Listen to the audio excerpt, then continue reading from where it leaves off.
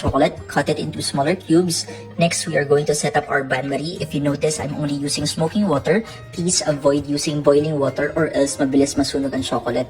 Melt your chocolate to 70% and then take it out, continuously stirring until you get to 100% melted, okay? So we are going to do the same step with our dark chocolate. Ilalagay natin sa bain-marie. We are going to melt to 70% and then after that, take it out again. And then, remember, yung init ng chocolate natin, that's enough for you to melt the remaining chocolates.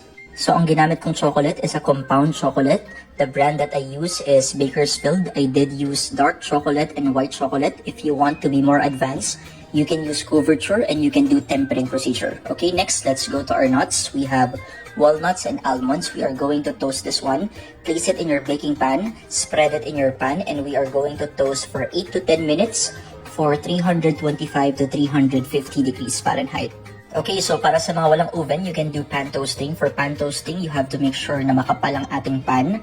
You use low to medium heat when cooking your nuts and then continuously stir para hindi masunog ang ating mga nuts. Okay, so after cooking our walnuts and almonds, let's prepare our other toppings. We have your nuts. Next, we have your dried mangoes and your cranberry. Okay, so we set this aside because this is the last thing that we will be adding. Okay, now let's go to our chocolate proper. We are going to add your marshmallow and your Rice Krispies. Add half in the dark chocolate and then half in the white chocolate.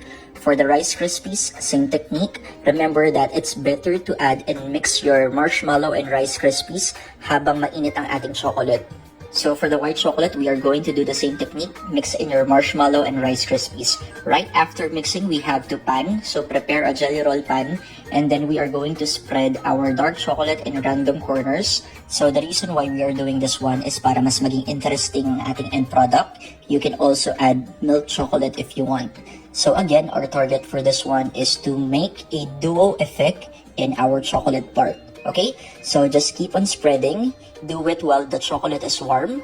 And then after that, we are going to flatten it with a spoon. Okay, so you want to flatten it with a spoon para hindi masyadong makapal ang ating chocolate bark. And then right after, we are going to tap it. So the tapping procedure is very important para mas mag-flatten ang ating mixture. Okay, tap 1, 2, 3, 4, and 5. Okay, next we are going to add our toppings. We have your almonds and walnuts. Just spread it on the surface of your chocolate. And then we are going to add our dried fruits. We have your dried mangoes and we have your cranberry. So for this one, guys, you can experiment. You can add raisins, pistachio, and other varieties. Okay, so next, guys, we are going to place this one in the chiller. So for the chilling technique, please listen very well. So chocolates are very sensitive to cold environment. So for this one, you just have to chill it for 5 to 10 minutes until mag-set ang ating chocolate. Number 2, the setting of your chiller should be very low. Remember that chocolate at a high temperature, nagkakaroon po ng fat blooming or namumuti.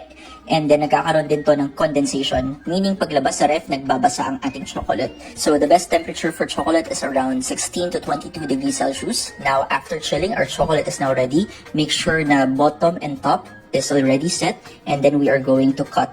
So for this one, guys, hindi naman tayo masyadong OC. You just have to break it into smaller pieces. I always do triangular pieces for the chocolate bark. So you can even break it with your hands. It's up to you. But for me, when you cut it, mas maganda tignan. Okay, so here is our end product. So I hope you try this one at home kasi sobrang daling gawin, sobrang sarap,